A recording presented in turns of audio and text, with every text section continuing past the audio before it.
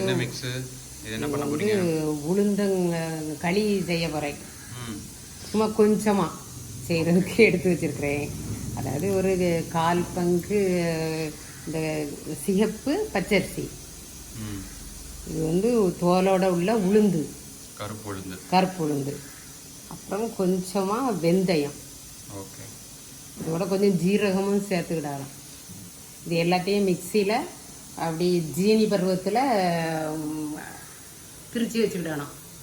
திரிச்சிட்டு அப்புறம் சொல்கிறேன் உங்களுக்கு எப்படி செய்யணும்னு. இது வந்து கருப்பட்டி தண்ணி எல்லாம் சேர்த்து வச்சுருக்கேன். ஒரு 2.5 டம்ளர் தண்ணி வச்சுருக்கிறேன். அப்புறம் இந்த உளுந்து அரிசி எல்லாம் வந்து அப்படியே லைட்டாக அப்படியே கொஞ்சம் ஜீனி பருவத்தில் அரைச்சி வச்சுக்கிடணும்.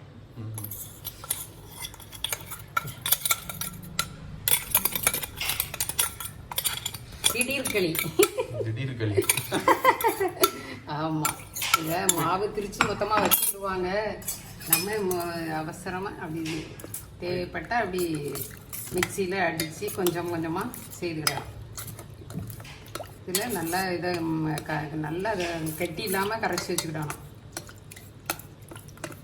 வச்சு அடுப்பில் ஏற்றிக்க வேண்டியதான். லேசாக உப்பு போடுறேன், இது 1 பிஞ்ச். ஏன்னா அப்போ தான் இனிப்பு எடுக்கும். அதுக்காக இது கைவிடாமல் இப்படி கிளறணும், இல்லாட்டினா உடனே கெட்டியாயிடும் களி. அப்படி இது வந்து இந்த இப்படி கெட்டியாகிட்டு வருதுல்ல, இதை விட இன்னும் கொஞ்சம் கெட்டியாகணும். இதில் வந்து பூண்டெல்லாம் சேர்த்துக்கிடணும்.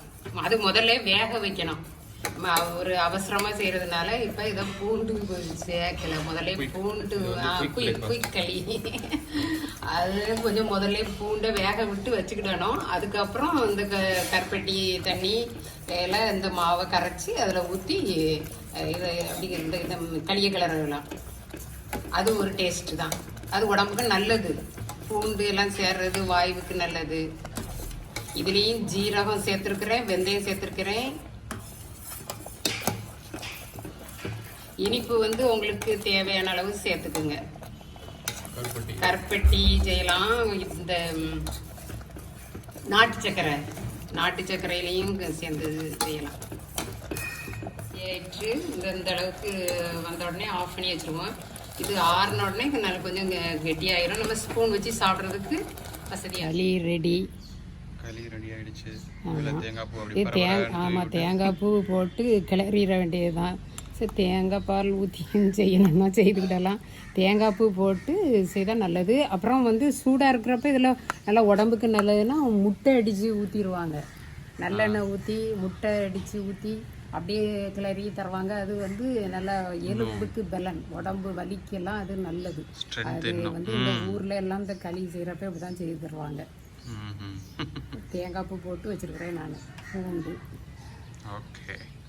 களி ரெடி. இப்படி தான் இருக்கணும் களி. இதை விட தண்ணியாகவும் இருக்கக்கூடாது, இதை விட கெட்டியாகவும் இருக்கக்கூடாது. இப்படி தான் ஸ்பூனில் எடுத்து சாப்பிட்றதுக்கு நல்லாயிருக்கும்.